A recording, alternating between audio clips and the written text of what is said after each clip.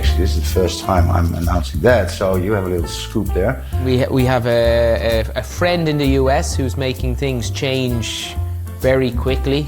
I'm excited to see what they do. I really believe in them. We're talking about companies who proudly flew the flag for MPP shipping for a long time. And it was a wake-up call to all of us. You will need all the great assets you can find, and you can find them in that community. So it's probably a good moment to look back on 2025. Let's start with our highlights of the year. What are we raising a glass to? Peter, what was your highlight of the year, either professional or personal? Oh, highlight of the year. Professionally, yeah, I mean, as we talked earlier, I have my own company, so that's doing pretty well. We've launched a portal now. So we kind of moved our reporting into like a digital platform. Also with Drury, I mean, it's just in general, Break Bulk has always been a great event. It was always quite interesting to meet everybody. That's a highlight. In general, it's from an analytical point of view, it's been a tough year. Why? I mean, we have a friend in the US who's making things change very quickly, which keeps you busy. Who would that be? Oh, I don't know. But yeah, it makes things change very quickly, which means, you know, especially when you're working in forecasting, it makes it challenging, makes it interesting, but challenging. And when we spoke last week, you were in Hong Kong. What were you doing there? That's another highlight. So I was actually made chairman of membership for the Institute of Chartered Shipbrokers. So it's an organisation. Congratulations. Thank you very much. Thank you. Wow. So it's an organisation. When I first came ashore, they were exams I did to learn about commercial shipping. And then I qualified. You basically become a member through passing exams. I've been a member, and then I was involved in setting up the branch here in the Netherlands, and then I went on to onto the membership committee globally. So they've branches all over the world, and we met in Hong Kong, all the chair people, to work out what's next. And for example, they're looking at a dedicated break bulk and project cargo subject. So yeah, I suppose that's another highlight. So we need to call you Mr. Chairman from now on? No, not at all. Just call me Pete. I'm not really good at the formal stuff, but it's a nice challenge. I like it. It's all voluntary. It's kind of giving back. I've done very well out of the network I've gotten from the ICS, so I'm very happy to help out with it, really. So, Henk, what about you? What was the highlight of your year? Yeah, this is a good one. And I saw the question before, and I figured, like, okay, what is the highlight of 2025? Yeah, I think all ongoing things, good health, things are picking up profession-wise, getting more busier, so that's a good sign.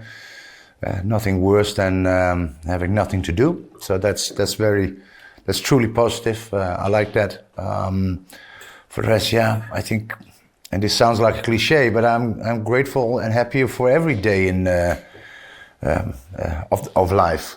But President Trump's been keeping you busy as well. A lot of your stuff's going to the US. Oh boy, he kept me up at night.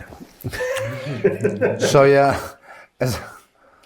and not in the most pleasant way, I can tell you that. I mean, no offense to the man, but as I said in an earlier conversation we had, is when I also visited the DUC, as the shipper's room was more like a panic room. People were like, we calculating every day and the status and that kind of stuff. And I think we as Dutch are a little bit more sober in that one. Like, okay, you see all kinds of panics and you can do a lot of things which you already know you have no influence in. So let that storm swirl out of the area and see what is left and what can you do about it. And it's not only Trump with his regulations. Europe has also its fair share. But customers have become now more demanding as it becomes in regards to classification of goods, the traceability of origins. We have to provide information all the way, and it needs to be traceable, right, to mill certificates in a very specific detail. Now that's not easy. We fabricate all over the world. in various shops. And those shops, they source also from various origins. So it's that is quite a challenge. We worked on that actually. Gradually, we hired an extra ECC officer for that to assist. We also added an ECC external advising bureau for this one, because obviously we are not a big multinational. We are NEM, 250 FTEs, operating worldwide, strong focus on America. So we have to deal with all these complicated effects and keep monitoring the developments. But I think all in all, it's still a challenge, but we will be okay on that one. So if your clients are demanding all this extra information, that presumably has a knock-on effect to your freight forwarders, your shipping lines. You're having to demand that from your suppliers as well. Yeah, but I don't think the shipping lines or the forwarders will be affected with our obligations toward our customers, because it is for custom clearance purposes. Once you arrive with your ship, you will unload, and customer have fun with your custom clearance and all your onshore. It may have effect on onshore activities where delays could occur. So what you see now is that in the past, more and more in the US, you could be red flagged upon arrival of a container in a port of import, or orange flagged. There are different positions, and then you have to show your papers and proof.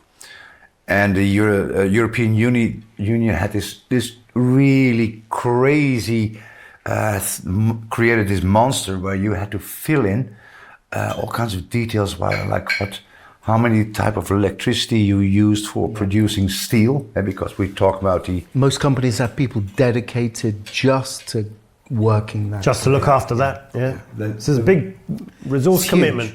Because it's a huge cost. Yeah, but I think the European realized they were falling on their own knife on that one. Now they have determined to just use a factor. Every country gets a certain factor, and then you can calculate it pretty easy actually, based on the tonnage you export. But so they have wasted time of a lot of people and a lot of companies, in fact. So, but that's my personal opinion, because I know a lot of people were busy with that.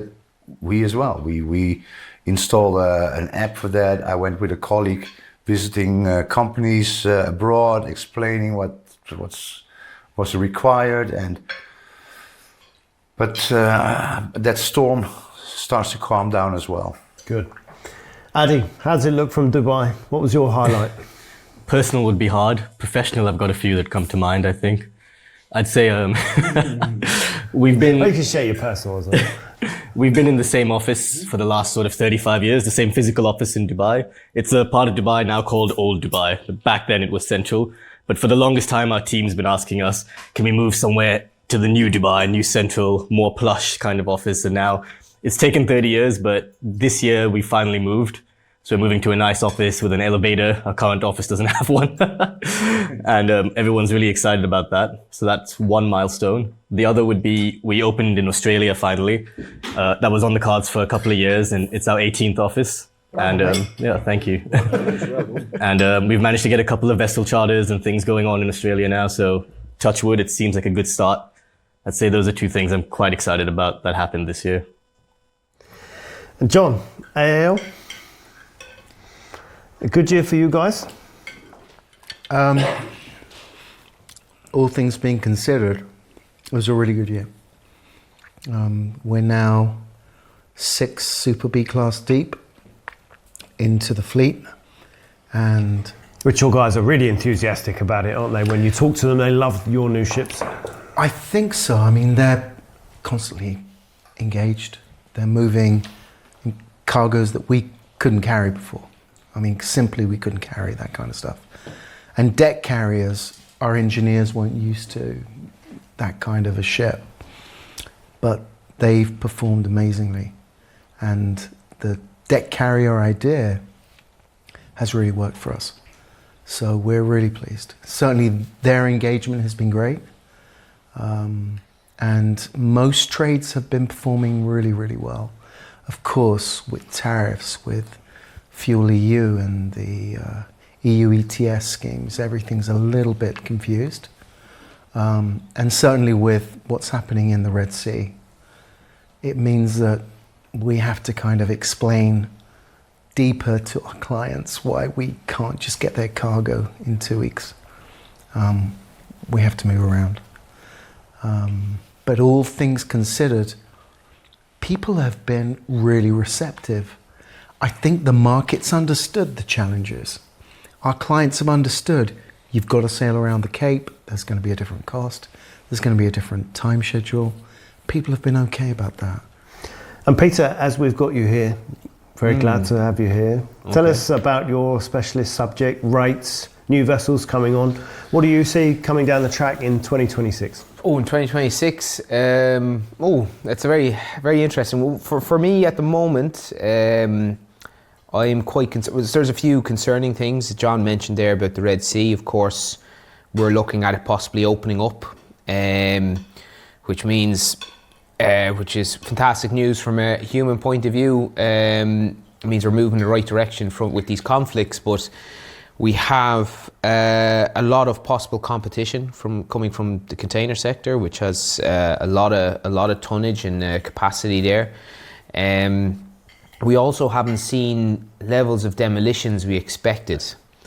So, of course, there has been, with going around the Cape, there's been higher utilisation. We've seen some vessels that we thought would, especially on the general cargo side, would be starting to be phased out of life. But also on MPVs, you have to look at a huge range of specification. And we're a niche trade, and then within that, there is several niches. At the moment, I would say it's kind of, this year was interesting because we saw a lot of additional capacity being added on the general cargo side. We're of the opinion that, and AAL don't like us saying, but that we do need more towards the end of the forecast period. If we are to keep a balance in our rates, we'd need more project carriers. Mm-hmm. Now, of course, more vessels coming on. So when we balance our model, we put in an expectation, right? So analytics is a bit of there's definitely a science, and then there's a bit of an art, right? Because shipping's such an interesting sector, because of course there's the human factor, there's what people see, how they see opportunity.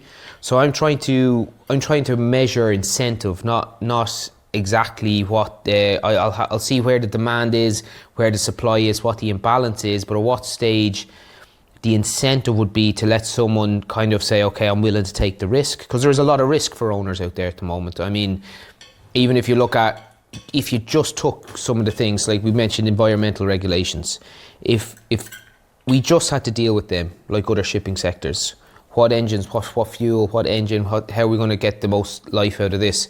That'd be one thing, but they also have to think about, well, what's the cargo going to look like in the future? How are these things going to, are they getting bigger? Are they getting heavier? Are they getting longer? Do we need to go down the road of volume? Are we better with more deck space, open deck space? And of course, again, that is us doing a very broad analysis, right? So if you have a very specific requirement and you need certain ship specifications, you could easily go into the fleet and find that there's only 5 ships that suit what you need to do. And if that is your situation, you're going to have a challenge. And of course, there's the other factor, which is, let's just say you use a general cargo vessel to shift something that needs gear, and you go to a port that isn't serviced with cranes, shore cranes. We recently did some work in Belém, where the ship before us was delayed because they were waiting for a shore crane to come in. And it was not easy to get the shore crane to Belém. So they were delayed, cost, plus bringing the crane down, plus bringing. So there are all these factors to consider, and you're absolutely right. I think there is going to be a lot of cannibalization by general cargo vessels. But I actually think that shippers will need to make their calculations, as you were saying before, and look at all the variables and say, best case scenario, worst case scenario, mid case scenario, how much could this cost me either way? And these are factors that keep Henk up at night, because he ultimately needs to push the button on one solution. And it's, I mean, Henk, you'll say, because I've not been your side of it, right? We're the other side of it. Yeah, it's and we discussed this a little bit before, because we can see the heavy lift fleet, right, reaching their older age. That doesn't mean they should be obsolete, actually. As I said, like, there's also another tool at our disposal, and we're definitely going to look at that. Is like, talk to your insurance companies, adjust the marine clauses, for example, because these ships, they are in good shape, great shape. They're definitely, they will not sink. And they if you have proper maintenance, and in certain companies, I'm really confident that will be happening. Yeah, the thing which does trouble me sometimes is indeed the reduction of the heavy lift vessel fleet, and there's not additional capacity. So I have to look to alternatives, which is general cargo ships, which is a challenge whatsoever. Also from for example, like, if you have a module of 250 tons, can the floor hold those modules, right? Is this pressure? So you have to, indeed, as you said, you have to factor in a lot of things. Henk, how much of your cost model is logistics? What percentage? In terms of the overall production and delivery price of Your products. of a product is on average logistics, or is that a difficult It question? depends. to answer? Well, it's definitely not difficult, but I'm trying to figure out, like, If you am want I to not say going to spill any beans here? No, Because- just so we can understand, because our assumption is it's X percent, for example. I think it depends on the Incoterm, obviously, and it also depends on other factors, like especially when you have onshore activities. You cannot say like a DAP delivery is so much percent. That's a bit of a grayish area. I think it's safe to say, I think, and everybody can experience, well, having that type of cargo we would have is like, yeah, you will see ranges which could go up to 10%. CIF basis. Yeah. Of the entire product cost Yeah. is logistics. Yeah. And the logistic costs are really substantial, actually. It's I shocking. thought it was more. We work on an estimate of about 10%. When we see a project total value, we I would say say, logistics spends about 10%. Yeah. When it goes on the onshore, as I said, like, it depends on the type of project, how many units do you have, what's the complexity to go on the onshore, which transport modes are you going to utilize. It can go straight through the roof, actually. It's really big. And I always tell that to people, because people have no idea, actually, even sometimes in our office, like the cost and the risk involved, actually. And I mentioned that, and sometimes people laugh a bit about it, which I not always appreciate. I say, guys, on certain projects, logistics is a project within a project, actually. Yeah, then it becomes interesting, because I always tell my colleagues, I don't have a factory with steady pricing. I can call you and say, okay, I've got so many freight tons and packing list. I need a price end next year. You will give me a budget price. You will not give me a fixed price. I can forget that. Of course. Because if there's a war breaking out, you will say, sorry, Henk, but certain things changed, which will lead to increases. So I don't have factories. I only have. I have to work with floating things and driving things and cranes and.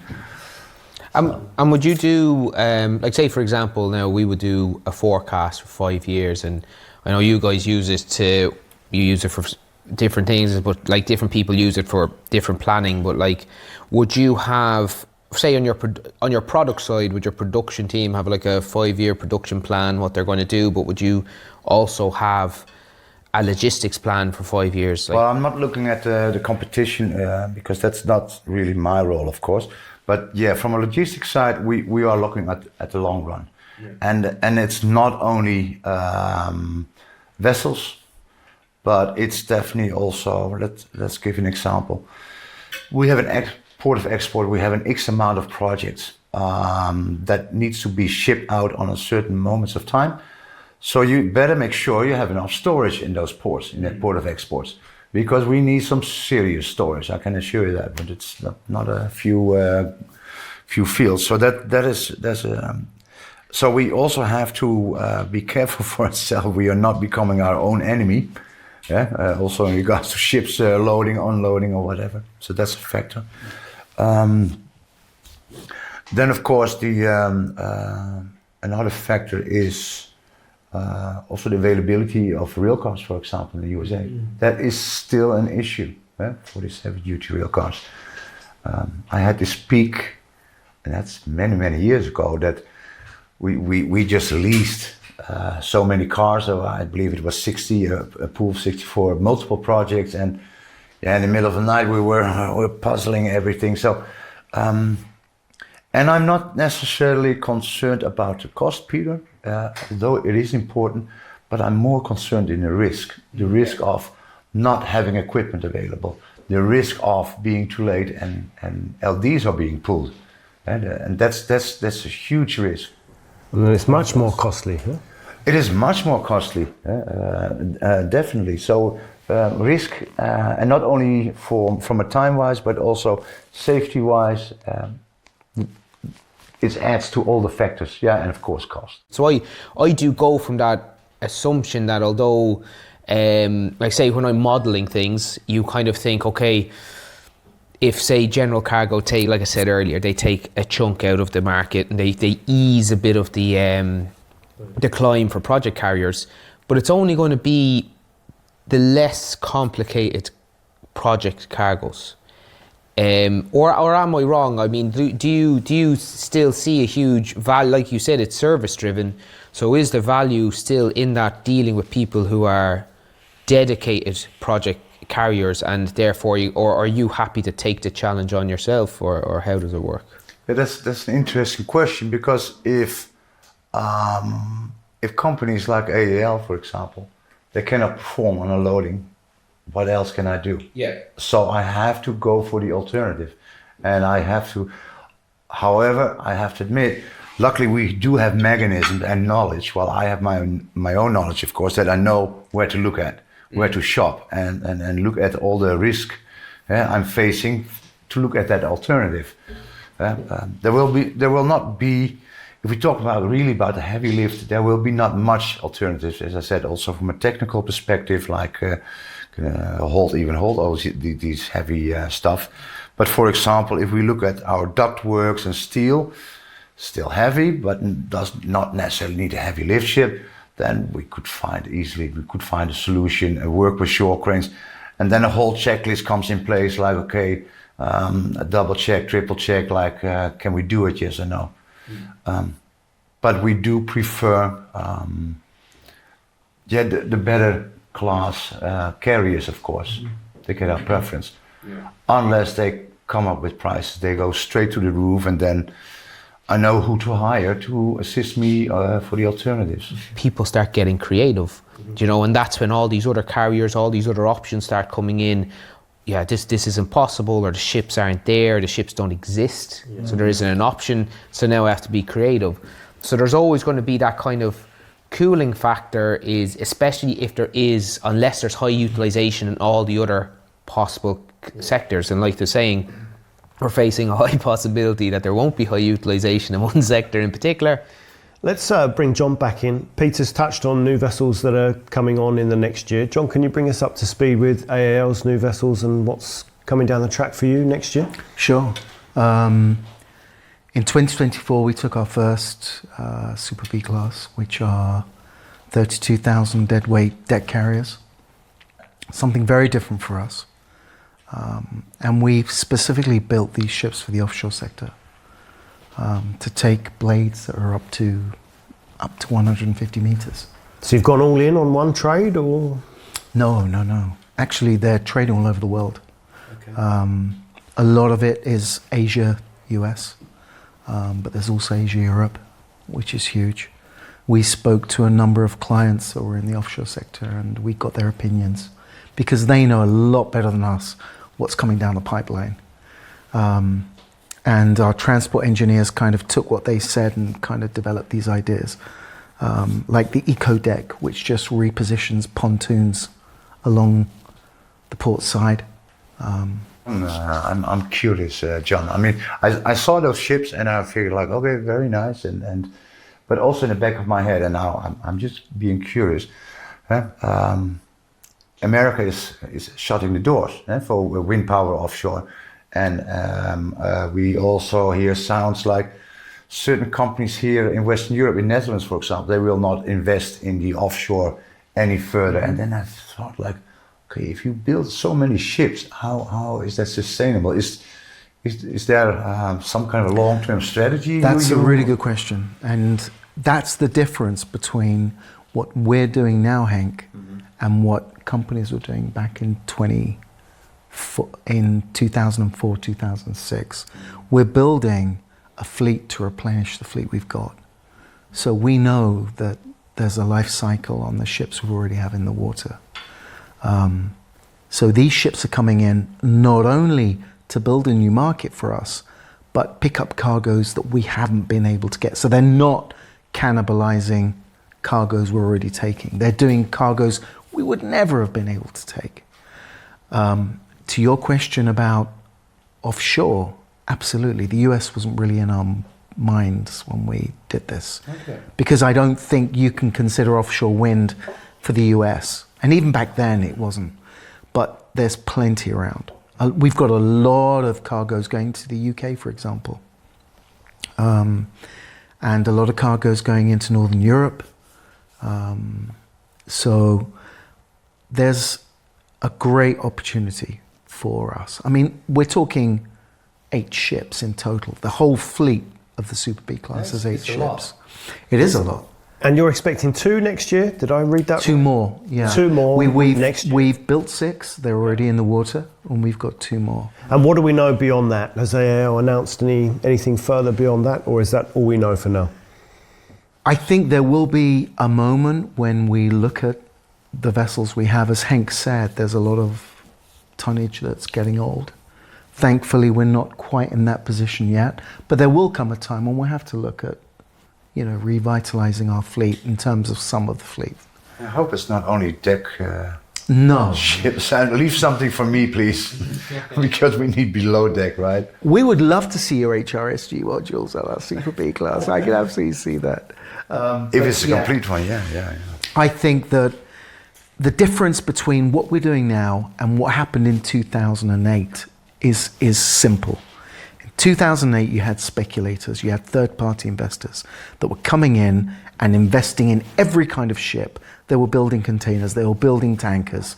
They didn't really know what they were doing, but they were investment funds. And they were listening to brokers who were saying, invest in that, invest in that, invest in that. And these guys had a 5-year horizon.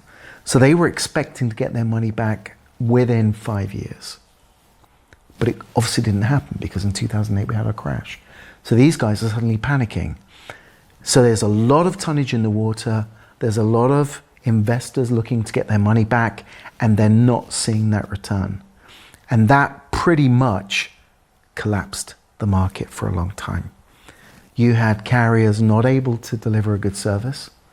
You had carriers scrabbling to make money, and we lost a lot of great carriers. I don't need to say who they are, but we know who they are. Yeah, and they were great carriers. We're talking about companies who proudly flew the flag for MPP shipping for a long time. And it was a wake-up call to all of us. We didn't want to see them go. And things have changed.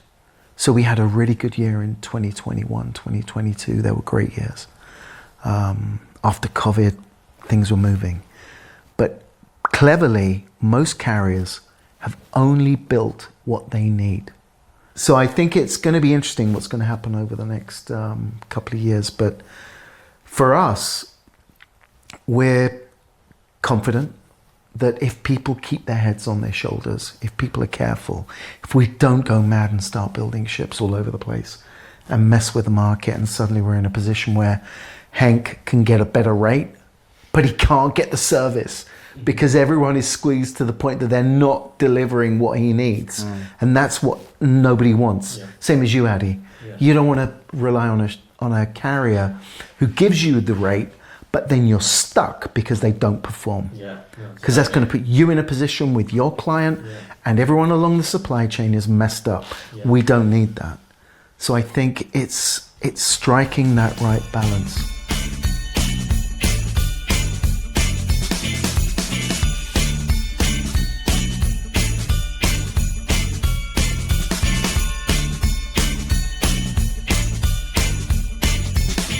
So let's keep it moving, guys. What's not making the cut in 2026? Something that we want to leave behind in 2025. Addy, why don't you start us off? Something we want to leave behind. Yeah, what do we want to see the back of next year? I'd like to see the back of, squeezing on rates, super low rate levels. I think it's quite common the cheapest quote becomes the most expensive quote at the end of the day. I think I want people to value brand and reliability a bit more if there's a price difference. Yeah. And Henk? Yeah, I'm just thinking about what Eddie just said. But not squeezing. I want you to stop squeezing him. Squeezing. That's basically it. I'm going to be dead scared when I call you. Hank, you know what I told you. We discussed it already. No. You have to call him this year. He only said that he wants that for next year. So That's true. Well, in regards to 2026, what do you want to leave behind? Something you don't like about this year, or so far in Project Cargo? No, not in regards to my work. There's not something like of course there is a wish list and something you would like to have, and that's every day in my career. For me, it's personally like what I see around me on the world and the developments, what I see in America, what I see on the hatred and the bloody wars everywhere, people getting killed. That is really it really disturbs me actually. And you also see this hardness actually entering this country, other countries in Europe. But these things are they're keeping me busy actually. But it's not in a professional way. Really nice, Addy. I'm surprised myself. Really good. Very tasty. Crunchy. Really good. Peter, from your perspective, something you'd like to see left behind 2025? Ooh, I have to back up what Henk says. I think there's a lot of us versus them politics at the moment. I'd like Mr. Trump to just make a decision and stick to it. I think he doesn't. If he has a plan, execute your plan. Stick to it. If you're going to put in a tariff, put in a tariff, and let us all adjust to it and move to it. This kind of rolling it back, seeing how far you get. I think he actually does believe his Art of the Deal book works, but the problem is he sold the book, so everyone knows how it works, right? So, so just settle on what you're going to. If that's what you're going to do, that's what you're going to do. And John, something AHL might like to leave behind? I think I just echo what the guys say. I can't follow that with anything more subjective. We've seen the worst of humanity come out, I think, in 2025. It's been a disaster. It doesn't stop. It doesn't, Henk. And it's terrible. I look at the news and you see the tragedy and you think, am I the only person seeing this? I think we need to, all of us, consider, because the UK is now coming up to elections. There's a lot of European nations coming up to elections. And what I hope is that they sit back and think hard. If they go down the protectionist, me first side, then I think we're all in trouble. I think the UK is going to be very important to what happens elsewhere. And my hope is that everybody sees reason and that really all these horrible situations, the Ukraine, the Gulf, in Africa, things are kicking off again. I think it would be wonderful to toast to their demise and see it all go out. If that happens, I think whatever we do as a shipping industry is not important. But at least we get that done. And we can all be proud of the generation that we represent, because at the moment, I'm not so proud of this generation. And if we're going to try and be positive, what's something that, from our different perspectives, we're all excited about for next year, 2026? Adi, why don't you kick us off? Something exciting for Bluebell shipping next year. Specifically for Bluebell, our Kazakhstan office, we've been restaffed. We've got about 7 people there now. Really good team built around Natalia. All-woman team as well, split across 3 cities, and some very unique people. I'm excited to see what they do. I really believe in them. I think next year is going to be their year for us. Yeah. Nice. Kazakhstan one to watch. Yeah. Henk, from your business, what are you excited about next year? Well, I'm excited about the workload we are facing, and we are going into details.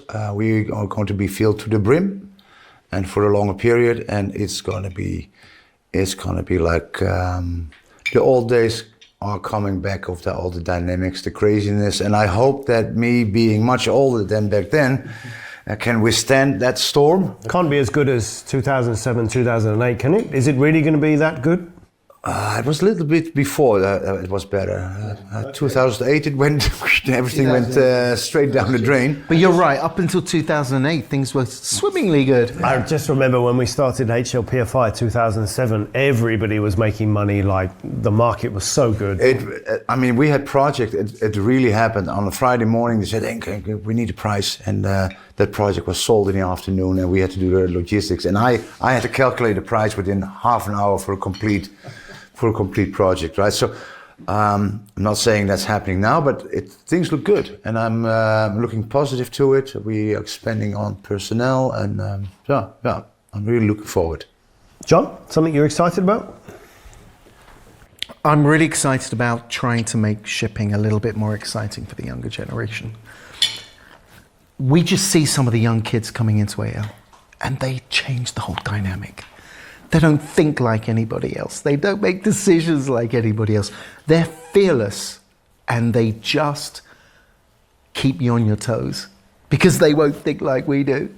And they've got none of the baggage we have from, having lived through the bad times, the good times and everything. And I think that would be really exciting, is just getting more young people in. And I'm not saying that the older generation, we don't have value. Of course we do. But it just offers a different dynamic, which I think is very, very exciting. All we need to do as a shipping industry is make it exciting enough that we get the best of the best. And I think that's a challenge in of itself, but that's also, it could be great. And as we wrap up, let's talk about our Christmas wish. If you could change something about the industry next year, in 2026, what would it be and why? Peter, what would you change? What would I change? I'd like people to... There's a lot of talk about data. Everyone loves data, right? But the thing is, as far as I'm concerned, data has a certain value, but it's not as valuable as information. And it takes work, and it takes understanding, and it takes collaboration to turn data into meaningful information, and then for that information to turn into strategy and things like that. So what I would wish is that people see that. There's a lot of people who now at the moment, they overprice their data. They think their data is super precious, but only when you take that, you bring it to something else and you look at the bigger picture, can you actually turn it into something you can do with it? So yeah, I would wish that basically people realise that the human factor, the information, the ideas, the analysis, and the communication with people is actually more valuable than just the data itself. So that's what I'd like to see. Real nerdy thing to say, but what can I say? I'm a nerd. I like it. Adi? I've got to agree with John, I have to be honest. I think getting young people into the industry, it's always been a challenge for logistics. The top talent from the top universities doesn't really come to our industry. They go to many other industries. It's quite rare. I don't know what the solution is. We talked about travel. We talked about other ways of incentivizing young people. But yeah, that's what I'd like to change. Henk, I think you've probably got some thoughts on this. What would you like to see? Well, what was the question again? Because I was fooling around with the blueberries too much. This is so amazing. We want to know what change We want to know what change you would like to see in the industry next year. What do you think needs to change about Project Cargo? Oh Lord. the change has to be. We need to be more in a partnership, relationship. Actually, that needs to be done. And I'm going to be honest.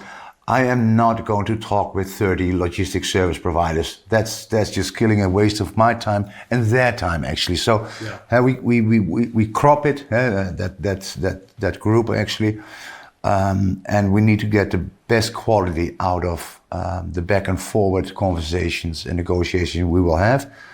And I also totally agree, and I like to emphasize on that again and again.